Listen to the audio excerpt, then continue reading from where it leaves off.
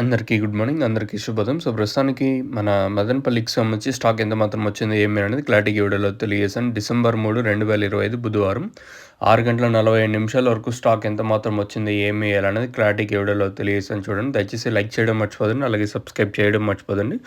ప్రస్తుతానికి స్టాక్ ఎంత మాత్రం దిగింది ఏమి అనేది మీకు ఈ వీడియోలో తెలియజేశాను.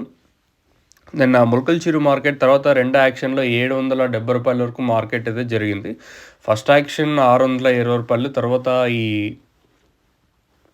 700 పైన కేవలం ఒక ఐటమ్ మాత్రం 700, తర్వాత 770తో ఒకటి. మార్కెట్ యావరేజ్గా రూ. 650 లోపల, రూ. 450 కాటిన ఇంకా రూ. 650 లోపల యావరేజ్గా నిన్న ములకల్చిరు మార్కెట్ అయితే జరిగింది. ఇంకా ప్రస్తుతానికి మదనపల్లికి సంబంధించి స్టాక్ ఎంత మాత్రం వచ్చింది ఏమి అనేది మీకు ఈ వీడియోలో తెలియజేశాను.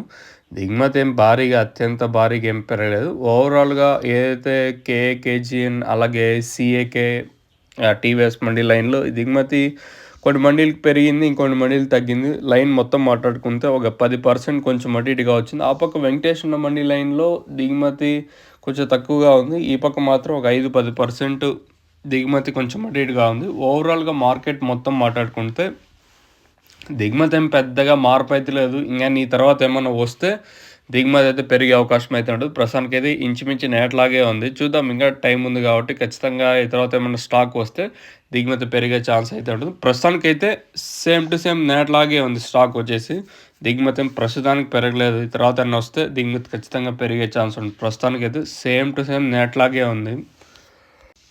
మరి రేట్లు ఏ విధంగా ఉంటాయి ఏమి అనేది చూడాల్సి ఉంటుంది. ప్రస్తుతానికి మాత్రం దిగుమతి లాగే ఉంది, అంటే తక్కువగా ఉంది. తర్వాత ఏమన్నా వస్తే చెప్పలేం. ప్రస్తుతానికి మన మదనపల్లికి సంబంధించి దిగుమతి పెద్దగా మార్పు అయితే లేదు. సేమ్ టు సేమ్ నేట్లాగే ఉంది. మరి రేట్లు కూడా ఏ విధంగా ఉంటాయో చూడాలి. ప్రస్తుతానికి అయితే ఇదే అప్డేటు మన మదనపల్లి మార్కెట్ సంబంధించి.